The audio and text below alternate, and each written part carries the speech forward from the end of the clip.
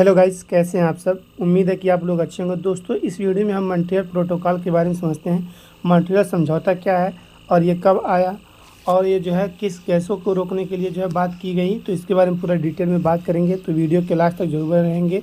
चलिए वीडियो को स्टार्ट करते हैं। एक छोटा सा टॉपिक है, हर एग्ज़ाम में एक क्वेश्चन बनता है। मॉन्ट्रियल प्रोटोकॉल से एग्ज़ाम में क्वेश्चन बनता रहता है, तो सभी लोग जो है ध्यान से देखेंगे। चलिए स्टार्ट करते हैं। मॉन्ट्रियल प्रोटोकॉल ओजोन परत के क्षरण को रोकने के लिए 1987 में मॉन्ट्रियल में एक समझौता हुआ। मॉन्ट्रियल एक शहर है। 1987 में यहाँ पर एक समझौता हुआ था ओजोन परत के क्षरण को रोकने के लिए। इस समझौते में 2000 तक ओजोन नाशक गैसों के उत्सर्जन में 90% तक कमी करने पर सहमति हुई। 90% तक जो है गैसों के उत्सर्जन में कमी करने पर सहमति हुई है। इस संधि को अंतिम रूप 1990 में दिया गया। इसमें यह निर्णय लिया गया था कि क्लोरोफ्लोरोकार्बन, जिसे CFC कहते हैं, एवं हैलान के प्रयोग को 2000 तक बंद कर दिया जाएगा। ठीक है ना। 1990 में क्या हुआ था कि अंतिम रूप दिया गया था, लेकिन कहा गया 2000 तक इसे पूर्ण रूप से बंद कर दिया जाएगा, 90% तक। ठीक है ना। कमी करने के लिए बात सहमति हुई। ठीक है, 2000 तक बंद कर दिया जाएगा। विकासशील देशों के पास इसके साधन के विकास के लिए पर्याप्त आर्थिक एवं तकनीकी साधनों का अभाव है। ठीक है, बात यहाँ से थोड़ा सा चेंज हो रहा है, समझेंगे सभी लोग।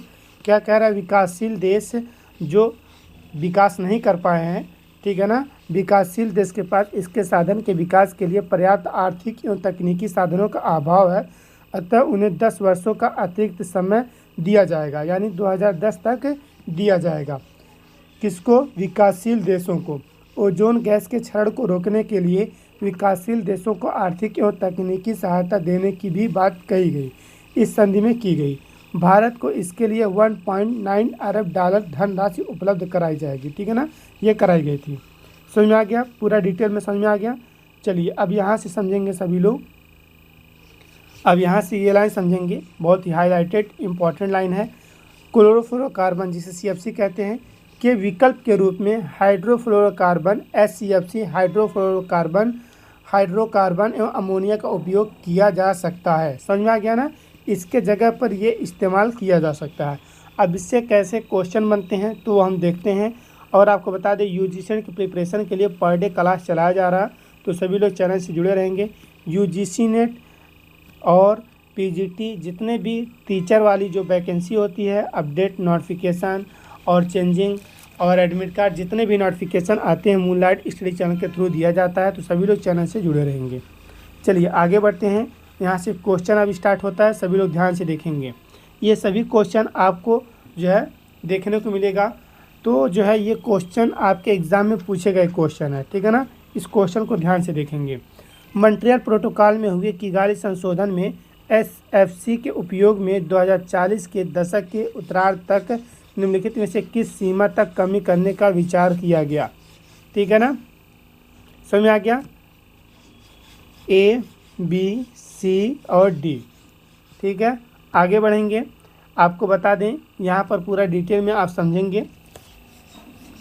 चलिए, क्योंकि कुछ जो है जो टॉपिक है वो डीपली पूछ लेता है, तो इसीलिए कुछ क्वेश्चन इसमें सॉल्व करा दे रहे हैं, ताकि आपका जो कॉन्सेप्ट है वो और क्लियर हो जाए। इसका जो आंसर होगा वो C होगा। मॉन्ट्रियल प्रोटोकॉल में हुए किगाली संशोधन में HFC के उपयोग में 2040 के दशक के उत्तरार्ध तक 80 से 85% तक कमी करने का विचार किया गया। ठीक है ना, 90% जो कि आप पढ़े हैं। ठीक है ना। और फिर जो है मॉन्ट्रियल प्रोटोकॉल में किगाली संशोधन हाइड्रोफ्लोरोकार्बन की खपत और उत्पादन को धीरे धीरे कम करने के लिए एक अंतर्राष्ट्रीय समझौता है। यह कानूनी रूप से बाध्यकारी समझौता है, जिससे अंतर्राष्ट्रीय कानून में अधिकारों और दाखिलों को बनाने के लिए डिजाइन किया गया है। समझ में आ गया? चलिए अब नेक्स्ट क्वेश्चन पर चलते हैं। ये नेक्स्ट क्वेश्चन, दूसरा क्वेश्चन सभी लोग ध्यान से देखेंगे, इसका सभी लोग आंसर कमेंट करेंगे। चलिए क्वेश्चन को ध्यान से देखते हैं। पर्यावरणीय मुद्दों से संबंधित एकमात्र संयुक्त राष्ट्र समझौता कौन सा है? ठीक है ना, पर्यावरणीय मुद्दों से संबंधित एकमात्र संयुक्त राष्ट्र समझौता कौन सा है, जिसका संयुक्त राष्ट्र के 197 सदस्य राष्ट्रों द्वारा अनुसमर्थन किया गया? ठीक है ना। कुछ कॉन्सेप्ट ऐसे होते हैं, जब आप क्वेश्चन सॉल्व करेंगे तभी वो क्लियर हो पाएगा। ठीक है ना। तो बताएंगे Montreal protocol Paris agreement, Kyoto protocol, basal convention. ठीक है ना।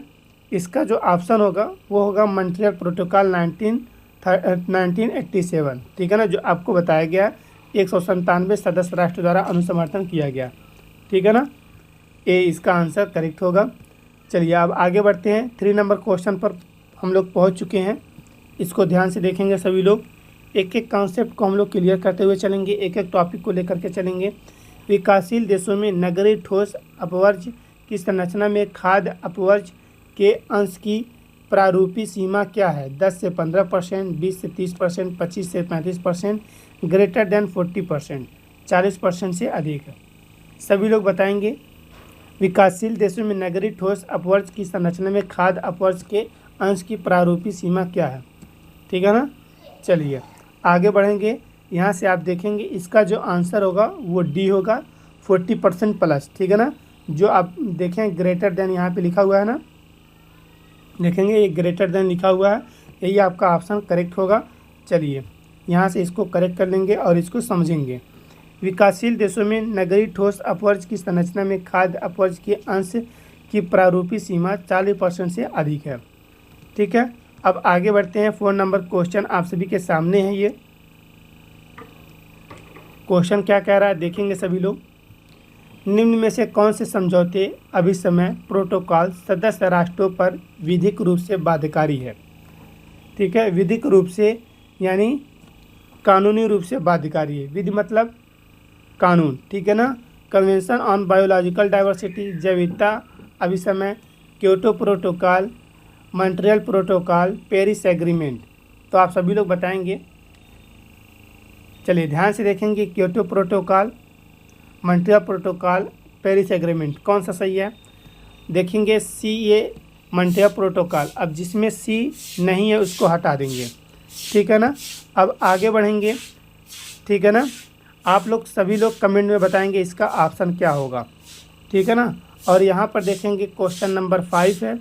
मॉन्ट्रियल प्रोटोकॉल के क्रियान्वयन के लिए एक बहुपक्षीय कोष स्थापित किया गया जिसका उद्देश्य मॉन्ट्रियल प्रोटोकॉल के पक्षकार उन विकासशील देशों को वित्तीय और तकनीकी सहायता प्रदान करना है जिनकी ओजोन क्षरण करने वाले पदार्थों के प्रति व्यक्ति खपत और उत्पादन किस निम्नांकित से कम होगी? 0.3 किलोग्राम, 0.5 किलोग्राम, 1.0 किलोग्राम यानी 1 किलोग्राम, और ये डी। ठीक है ना। चलिए समझ में आ गया? सभी लोग बताएंगे। कुछ क्वेश्चन आपको होमवर्क के रूप में देंगे अभी। ठीक है ना, होमवर्क के रूप में। तो सभी लोग इसका आंसर कमेंट में बताएंगे। ठीक है ना। इसका जो ऑप्शन होगा वो ए होगा। ठीक है ना। और ए में 0.3। ठीक है ना, यहाँ पर आप देख सकते हैं ओजोन क्षरण करने वाले पदार्थों की प्रति व्यक्ति खपत और उत्पादन 0.3 किलोग्राम से कम होगी। ठीक है ना। चलिए अब आगे बढ़ते हैं। यहाँ से 6 नंबर क्वेश्चन आप सभी के सामने है। 6 नंबर क्वेश्चन क्या कह रहा है सभी लोग ध्यान से देखेंगे। मॉन्ट्रियल प्रोटोकॉल में निम्नलिखित में से किन पर्यावरण संबंधी मुद्दों के समाधान के लिए हस्ताक्षर किए गए थे? ट्रोपोस्फेरिक ओजोन प्रदूषण, स्ट्रेटोस्फीयर में ओजोन का अपक्षय, global warming, acid rain. Montreal protocol किससे रिलेट है? ओजोन से। ठीक है ना। तो ओजोन से रिलेट, तो इसका जो ऑप्शन होगा बताएंगे कौन सा ऑप्शन आपका करेक्ट होगा। चलिए इसी तरीके से क्वेश्चन आपको देखने को मिलेगा। ठीक है ना, यहाँ पर आप इसको देख सकते हैं। ठीक है ना। और आगे बढ़ते हुए कुछ होमवर्क आपको दे रहे हैं। ये होमवर्क रहेगा आपका 7 नंबर और 8 नंबर। क्वेश्चन को एक बार देख लेते हैं क्वेश्चन क्या कह रहा। ठीक है ना। 7 नंबर क्वेश्चन आप सभी के सामने है। इसका ऑप्शन सभी लोग कमेंट में बताएंगे। 7 नंबर क्वेश्चन, मॉन्ट्रियल प्रोटोकॉल किससे संबंधित है? जलवायु परिवर्तन की समस्या के निराकरण के लिए संयुक्त राष्ट्र सदस्य राष्ट्रों के बीच सहयोग, ओजोन का क्षरण करने वाले पदार्थों के उत्पादन और खपत की चरणबद्ध रूप में समाप्त करना, पर्यावरणीय संधारिणी सुनिश्चित करना, पूरे विश्व में जीवन की सामाजिक गुणवत्ता की सुरक्षा करना। ठीक है ना। अब ये 8 नंबर क्वेश्चन और ये 9 नंबर क्वेश्चन और ये 10 नंबर क्वेश्चन आप सभी के सामने हैं। इसका सभी लोग आंसर कमेंट में बताएंगे। और एक इम्पॉर्टेंट अपडेट आप सभी के लिए है कि यूजीसी नेट के प्रिपरेशन के लिए मूनलाइट स्टडी चैनल आपका फर्स्ट पेपर देख सकते हैं और सेकंड पेपर का क्लास चला रहा है। तो सभी लोग चैनल से जुड़े रहेंगे। सभी क्लासेस आपको जून 2024 के प्रिपरेशन के लिए हैं। तो सभी लोग चैनल को सब्सक्राइब कर लेंगे और वीडियो को शेयर करेंगे। शुक्रिया।